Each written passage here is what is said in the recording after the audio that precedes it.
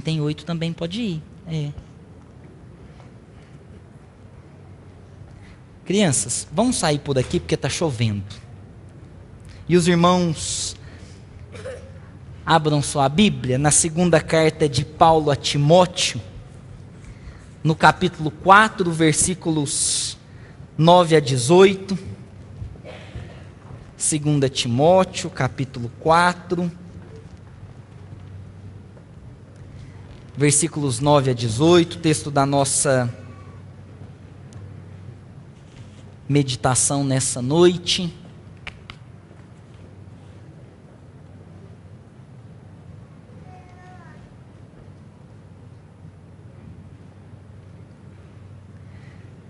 Segunda carta de Paulo a Timóteo, no capítulo 4, versículos 9 a 18, diz assim a palavra do nosso Deus: procura vir ter comigo depressa, porque Demas, tendo amado mais o presente século, me abandonou e foi para Tessalônica. Crescente para Galácia, ou para Dalmácia, e Tito para Galácia. Somente Lucas está comigo. Toma contigo Marcos, traze-o, pois me é útil para o ministério.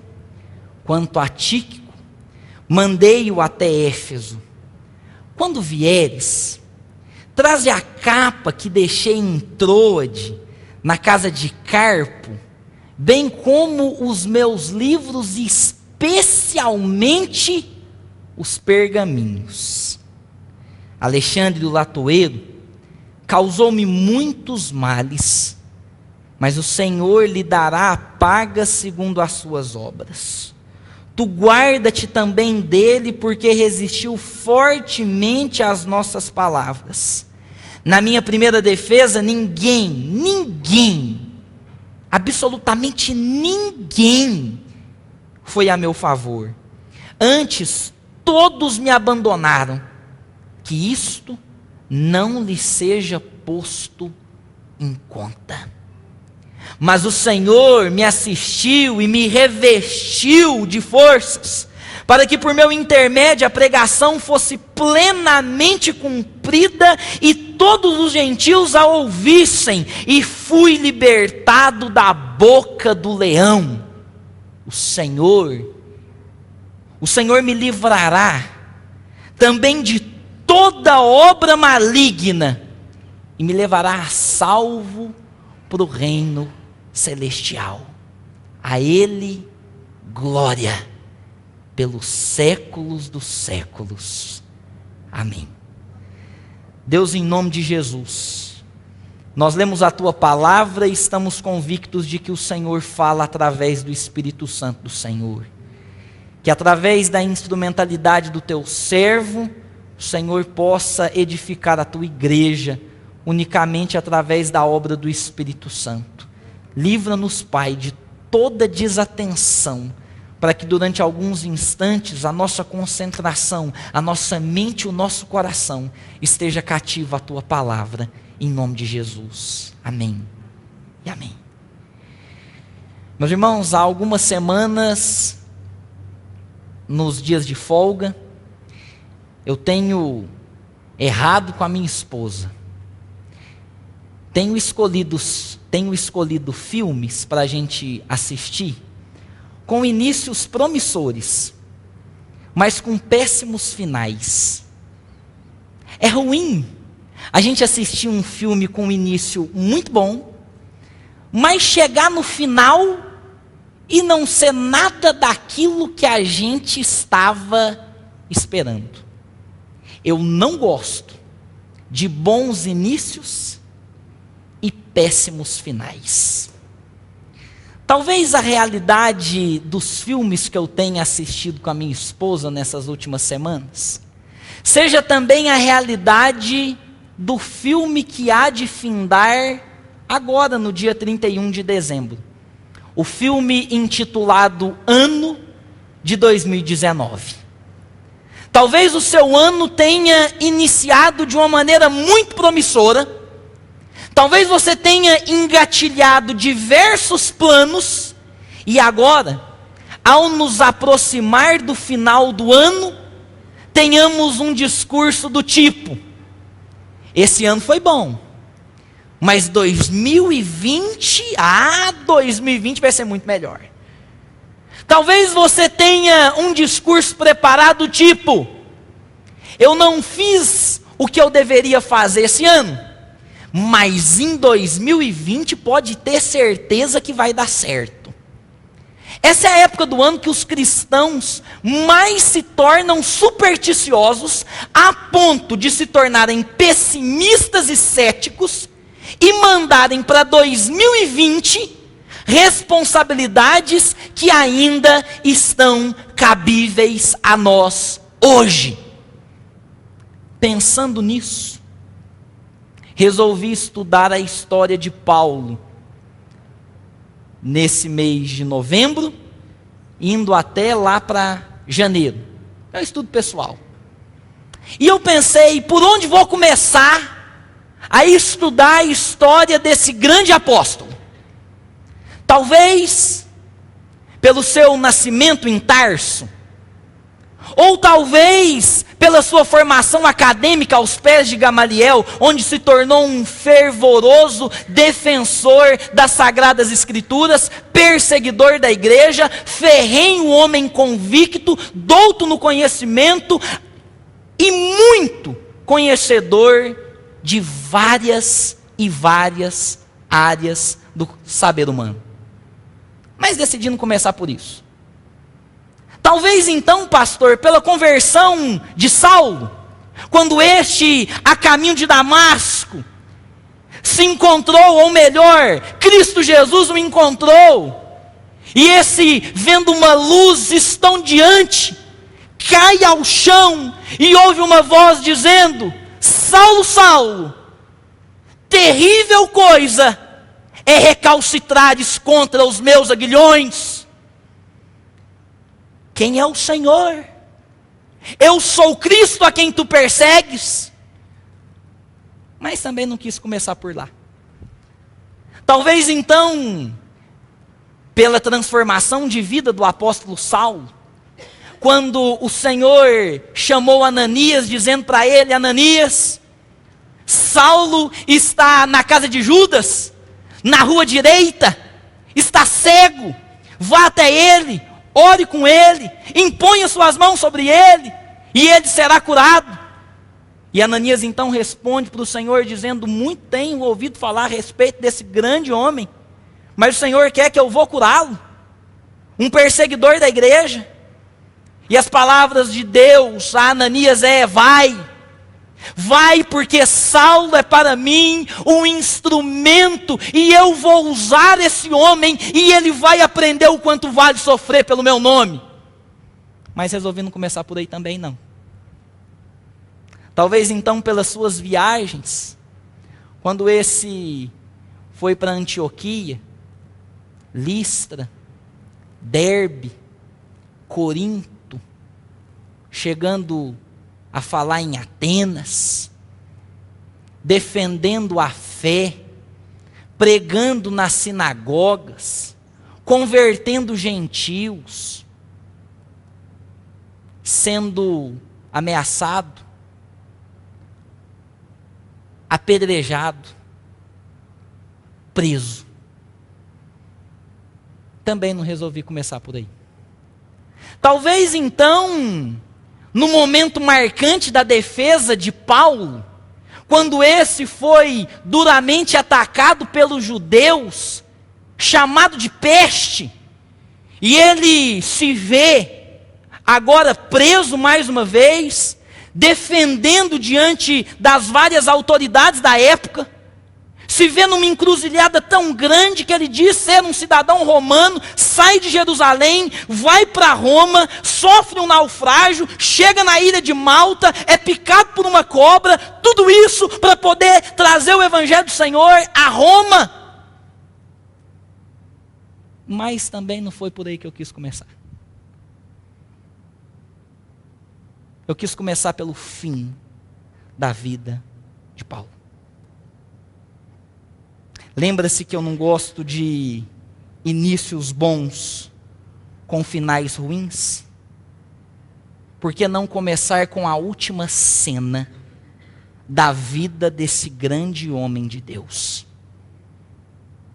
Agora, Paulo não estava preso mais na sua casa.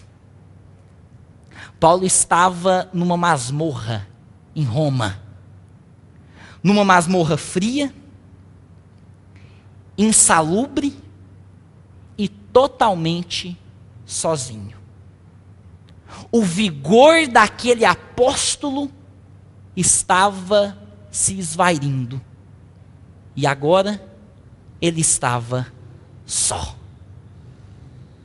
A última coisa que Paulo queria era lançar a sua expectativa em algo que não fosse o Senhor.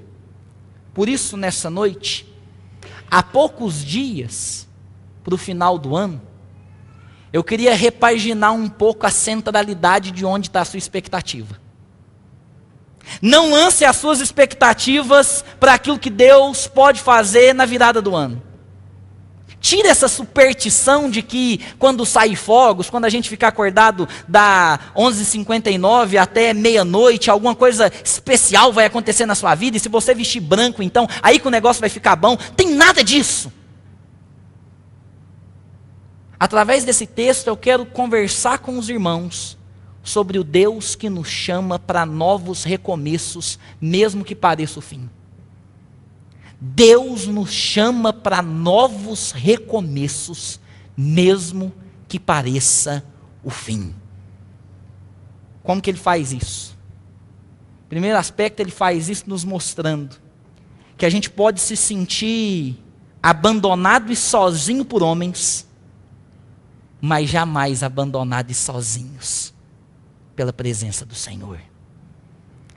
Paulo inicia esse trecho escrevendo a um jovem pastor chamado Timóteo. E é por isso que eu gosto tanto dessa carta, porque eu me coloco como Timóteo, recebendo as últimas instruções desse grande apóstolo. E ele diz assim no versículo 9, Timóteo, procura vir ter comigo depressa, porque Demas, fiel companheiro meu, esse se envaideceu com as coisas do mundo e me abandonou. Ele ama mais o presente século do que a mim, do que ao Senhor Jesus. Crescente e Tito, esses continuam firmes, mas estão muito ocupados, correndo atrás da pregação do Evangelho, tanto na Dalmácia quanto na Galácia. Eu mesmo mandei Tíquico para Éfeso. Somente Lucas está comigo. Queridos, às vezes nós nos sentimos abandonados, sozinhos. Quer seja por conta da correria do dia a dia, onde a gente não vê mais tempo para nos assentarmos ao redor da mesa com a nossa família. Mas nós nos sentimos sozinhos no mundo da era digital, no mundo da tecnologia, onde as pessoas estão cada vez mais perto e nunca estiveram tão perto, e ao mesmo tempo nunca estiveram tão distantes umas das outras. Para mim, a única causa de tudo isso é, claro, o pecado que destrói, que corrói os relacionamentos. Mas às vezes nós nos sentimos sozinhos e abandonados por causa de relacionamentos que estão quebrados e trincados. Mas o Senhor nos chama para um novo começo. O Senhor nos chama para avistarmos os vários relacionamentos da vida e através da graça dEle, através da condução do Espírito Santo dEle, colocarmos a nossa vida em ordem com os relacionamentos próximos. O maior exemplo disso está quando Paulo diz o seguinte: Timóteo, quando você estiver vindo, não se esqueça de trazer o jovem Marcos, porque ele me é útil para o ministério. Se os irmãos muito bem se lembram, João Marcos estava na primeira viagem missionária com o apóstolo Paulo e Barnabé. E no dado momento, João Marcos ainda novo, inexperiente na vida ministerial, diz o seguinte: eu não vou prosseguir, eu vou voltar. E na segunda viagem missionária, quando Barnabé, parente de João Marcos, está envolvido naquela viagem, ele diz o seguinte: Paulo, vamos levar João Marcos. Paulo diz o seguinte: João Marcos o quê? Menino não aguenta o tranco, fraquinho demais, não vai comigo não, pode mandar embora. Barnabé, o pastor pacificador, aquele que apresenta o apóstolo Paulo para o colegiado de apóstolos, aquele que caminha com Paulo, aquele que é um pastor de almas, como a gente bem canta naquela canção, empina a carroça e fala o seguinte: João Marcos vai sim. E Paulo, não preciso nem falar, se ele ousa a recalcitrar contra os aguilhões de Deus, quanto mais a Barnabé.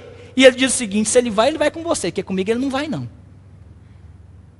Barnabé pega João Marcos, continua a viagem. Paulo vai com Silas, porque no reino de Deus, por mais que homens queiram briga, por mais que homens queiram destruir, muitas das vezes, o propósito do Senhor, Ele faz o mal dobrar e fazer com que a igreja cresça. Ao invés de fazer uma viagem, o povo estava fazendo duas. Mas no final da vida, Paulo, assentado naquela masmorra, lembrou daquele jovem e falou o seguinte: nunca é tarde para reconciliar um relacionamento em Cristo Jesus. Você vai esperar o final do ano para pedir perdão para quem precisa ser perdoado? Você vai esperar o final do ano para dizer para aquela pessoa, orientada pelo Espírito Santo do Senhor: eu errei, me perdoe, vamos caminhar junto em prol do Evangelho do Senhor? Seja como o apóstolo Paulo. Entenda que o nosso Deus é um Deus de recomeço. E por mais que ele se sinta abandonado, Deus está sempre com ele. Versículo 17 diz assim: o Senhor me assistiu e me revestiu de forças, para que por meu intermédio a pregação fosse plenamente cumprida e todos os gentios a ouvissem. Por mais que nos sintamos abandonados pelo Senhor, pelos homens, o Senhor nos assiste e nos reveste de forças. E aí eu chego numa conclusão nesse ponto. Para ser feliz em relacionamento, eu não preciso de lançar a minha convicção de felicidade nas pessoas, porque pessoas sempre vão nos frustrar, como Demas frustrou Paulo, como na sua primeira defesa, quando ele esperava todos ali o defendendo, ele foi simplesmente abandonado. Mas quando a gente coloca no Senhor a nossa esperança de relacionamento, aí a gente sente o nosso coração completo, transformado e cheio da presença do Senhor. Talvez você sinta o abandono de pessoas, mas tenha plena convicção de que nós nunca vamos sentir o abandono do Senhor. Afinal de contas, nós vivemos a imagem e semelhança do Senhor. Foi Ele, o servo abandonado na cruz do Calvário, que gritou dizendo: Deus meu, por que me abandonaste? Mas foi esse mesmo Cristo que disse: Pai, perdoa-lhes porque eles não sabem o que fazem. As mesmas palavras de Estevão, quando estava sendo apedrejado, dizendo: Senhor, não impute sobre eles o pecado deles. Talvez as mesmas palavras do apóstolo Paulo, no versículo dizendo o seguinte, versículo 16, parte B: mesmo que eu tenha sido abandonado na minha primeira defesa, quando todos me abandonaram, que isto não lhe seja posto em conta. Se o mundo te abandona, Deus não te abandona. Levante-se hoje e não espere virada de ano nenhuma, para restaurar os seus relacionamentos no Senhor, liberar perdão e entender que o Senhor é por nós, agindo em nós, para que a gente possa agir nos relacionamentos e revelar quem Deus é. Segundo aspecto desse texto, para entendermos que o nosso Deus é um Deus de novos começos. Mesmo em profundo sofrimento, Deus nos liberta. Versículo 14 nos diz assim: Alexandre, o latoeiro ou o metalúrgico, causou-me muitos males, mas o Senhor lhe dará paga segundo as suas obras. E o versículo 13 também é muito interessante. Quando vieres, traze a capa que deixei em Troade na casa de Carpo, bem como meus livros, especialmente os pergaminhos. Paulo estava sofrendo naquela masmorra. E sofrendo especialmente em duas áreas da sua vida. Primeiro, essa dor com pessoas.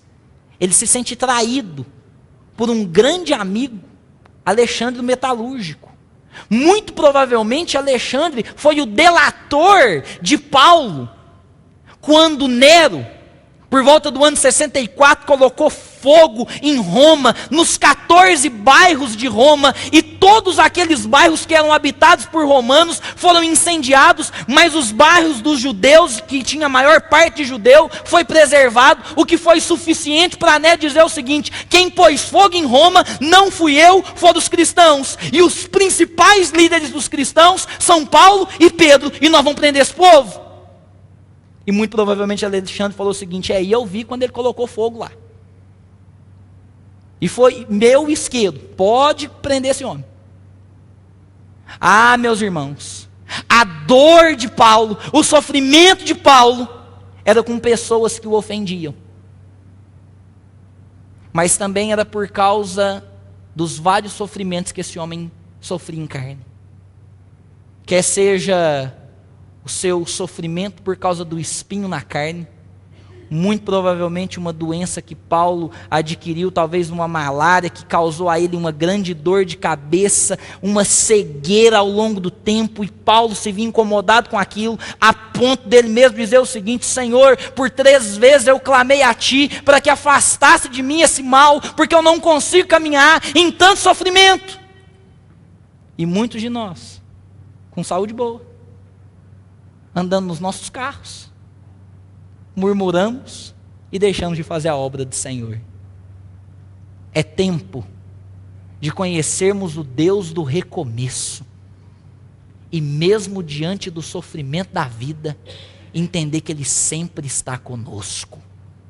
Meus irmãos, o apóstolo Paulo, preso, escrevendo a Timóteo no versículo 17, parte B, diz o seguinte: talvez eu esteja sofrendo demais, e eu sei que eu estou, mas eu fui libertado da boca do leão, o Senhor me livrará também de toda a obra maligna. E é essa a convicção que a gente pode ter também. Porque se a gente sofre, no Senhor a gente sofre. Se a gente chora, é Ele quem enxuga dos nossos olhos toda lágrima. Mas o nosso sofrimento terreno não pode ser comparado com a glória a ser revelada em nós. E é por isso que diante do sofrimento da vida, cabe a nós um único recurso: dizer para o Senhor, mesmo sofrendo, eu quero continuar me alimentando da Tua palavra.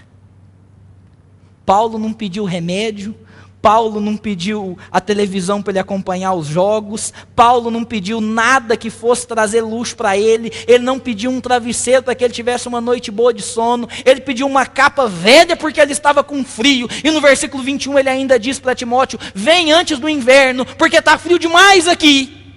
E ele diz o seguinte: traga meus livros, e especialmente os meus pergaminhos. Sabe por quê? Porque ainda no sofrimento eu quero aprender mais de Deus. Sabe o que a gente faz quando a gente sofre? A gente reclama e se afasta de Deus. Mas o sofrimento é pedagogia, é didática, é recurso de Deus para nos ensinar.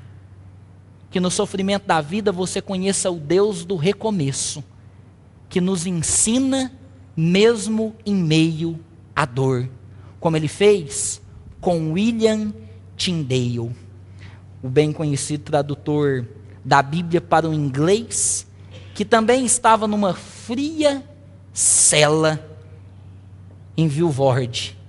E ele escreve dizendo: quando vocês chegarem, tragam uma capa, uma camisa de lã, um gorro e, sobretudo, a Bíblia em hebraico, a gramática e o vocabulário, porque eu quero continuar traduzindo a palavra do Senhor. Se hoje a gente tem essa Bíblia que é colocada muitas das vezes no porta-luva do nosso carro, e a gente se lembra que está no porta-luva ao longo da semana, é porque homens sofreram para que ela estivesse aqui. E é tempo da gente, mesmo no sofrimento e na correria da vida, aprender com o Deus do recomeço. Porque mesmo diante do sofrimento, Ele nos livra da boca do leão.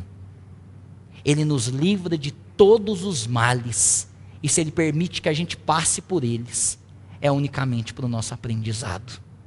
Terceiro e último aspecto para conhecermos esse Deus do recomeço. Além de entendermos que mesmo nos sentindo abandonados por homens, nós nunca seremos abandonados por Deus. Mesmo em profundo sofrimento, o Senhor nos livra. E mesmo aparentemente vencidos, nós seremos conduzidos pelo Senhor. Esses últimos 10 dias têm sido difíceis. Desde a quinta passada, quando eu recebi uma ligação falando acerca do falecimento da evangelista Elizabeth, e cheio de compromisso na quinta-feira, já ajeitado, falei: quer saber do negócio? Vamos jogar isso tudo para sexta. Vou lá em Tuiutaba. Peguei o carro, fui lá, preguei no culto fúnebre da nossa irmã, dizendo que ela me ensinou muito do que eu sei e nunca me viu pregar. Mas eu tenho a alegria de dizer para a família dela que os frutos do ministério, da vida daquela mulher, se fazem presente na vida de muitos que aqui estão. Voltamos, falecimento do senhor José Coutinho, sogro da nossa irmã zeladora Francinete. No mesmo dia, falecimento da nossa irmã Maria Antonieta, mãe do nosso irmão diácono Luiz Alberto. 3 velórios em 10 dias. Em uma semana até na quinta-feira. E parece que a morte vence. E parece que a morte tem a última palavra. E o apóstolo Paulo parecia sentir isso. De que a morte estava chegando. E lendo vários comentários desse texto, eu não achei nenhum melhor do que a descrição do reverendo Hernandes Dias Lopes sobre a morte do apóstolo Paulo. Quando ele diz o seguinte: a Bíblia não nos fala sobre a morte do apóstolo Paulo. E ele diz que na mente dele ele sentenciou um pouco dessa ideia. E ele diz assim: houve um dia que um carcereiro rude e insensível recebeu em sua mesa a capa e os pergaminhos de Paulo. Ele pegou um molho de chaves pesado, levantou da sua cadeira, pegou uma tocha, caminhou num vazio corredor, chegou até uma cela, iluminou com uma tocha e gritou: prisioneiro Paulo! Prisioneiro Paulo! E lá no fundo daquela masmorra, Paulo responde: sou eu. O seu algoz, aquele verdugo, o toma, o leva até o lugar que ele seria sentenciado à morte. e pergunta para Paulo: você tem alguma coisa a dizer? E talvez essa hora de responder e falar: eu tenho um tanto de gente para você correr atrás, que eu fiz tanto por eles, e nenhum está aqui agora. Mas a palavra de Paulo se dá no versículo 18, quando ele diz: a Ele a glória pelos séculos dos séculos. Amém. Talvez pareça que a morte tem a última palavra, mas quando nós estamos convictos no Deus do recomeço, até a morte se torna um novo início. Quando nós estamos com o Senhor, nós podemos nos sentir abandonados por homens, mas jamais por Ele. Quando os sofrimentos da vida chegarem, a gente vai dizer para o Senhor: eu quero aprender com o Senhor e eu não preciso de virada do ano para isso. E mesmo que eu enfrente a morte, eu sei que o Senhor me levará para o seu reino celestial. Sabe por quê? Porque dele é a graça, e para Ele toda a glória pelos séculos dos séculos. Amém e amém. Louvemos ao Senhor em o nome de Jesus com a última canção.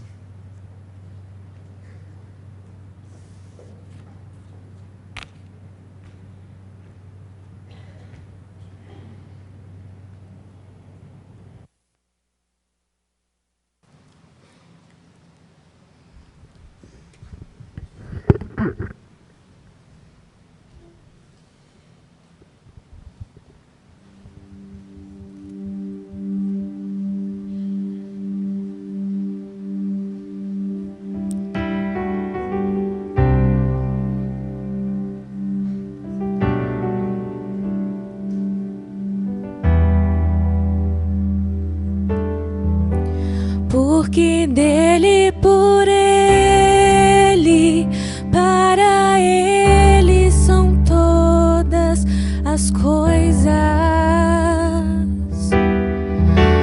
Porque dele, por ele, para ele são todas as coisas. Porque dele, por ele, para ele são todas as coisas.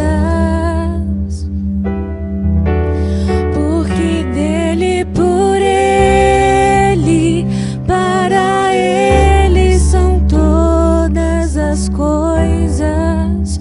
A ele a glória, a ele a glória, a ele a glória, para sempre. Amém.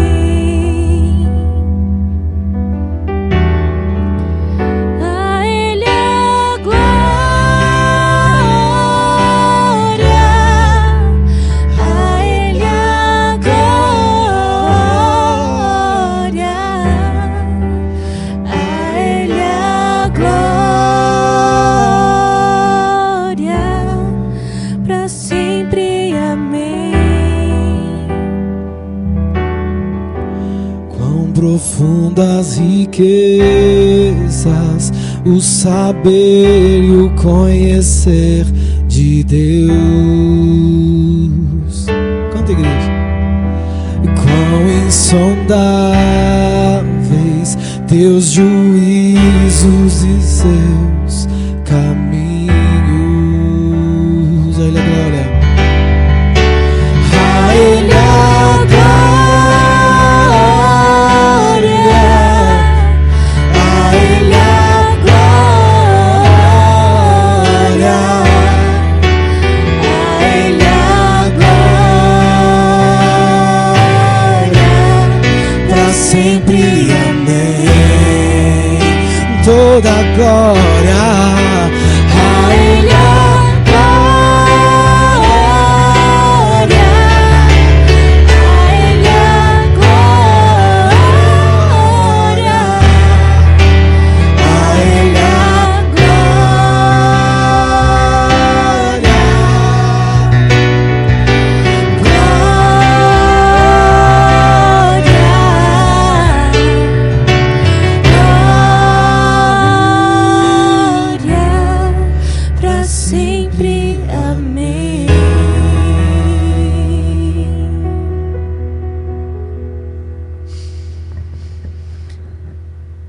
apóstolo Paulo teve a sua cabeça cortada. Mas no final da vida, quando a última hora chegou, quando o caminho de todo mortal foi percorrido pelo apóstolo, ele ouviu do alto céu a mesma voz que disse: dura coisa é recalcitrares contra os meus aguilhões, dizendo para ele: Paulo, servo bom e fiel, foste fiel no pouco, sobre o muito te colocarei.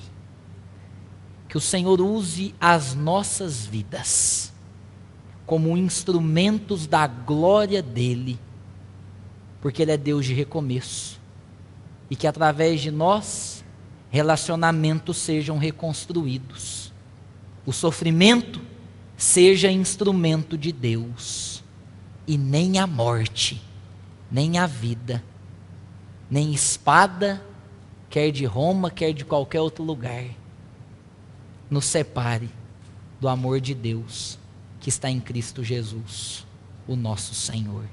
Em pé, oremos a Ele.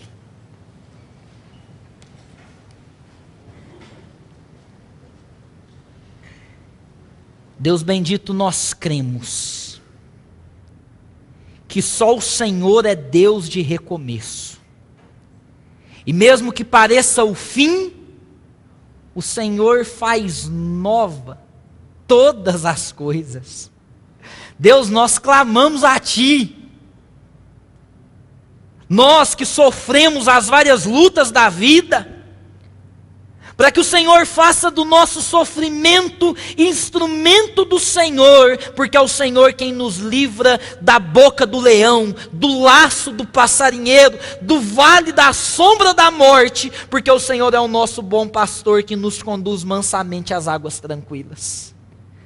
Deus, por muitas vezes nós nos sentimos abandonados, deixados por homens, por relacionamentos frustrados, trincados, fadados ao fracasso. Mas nós queremos sempre nos sentir perto do Senhor, porque mesmo que todos nos abandonem, o Senhor sofreu o abandono na cruz, a fim de se fazer presente nas nossas vidas. Ó Pai, e mesmo que a putrefação da morte se aproxime de nós, que nós possamos sempre ouvir a Tua voz, doce e mansa, a nos chamar por intermédio de Cristo Jesus, o nosso Senhor. Porque do Senhor é a graça, sublime, indescritível e maravilhosa.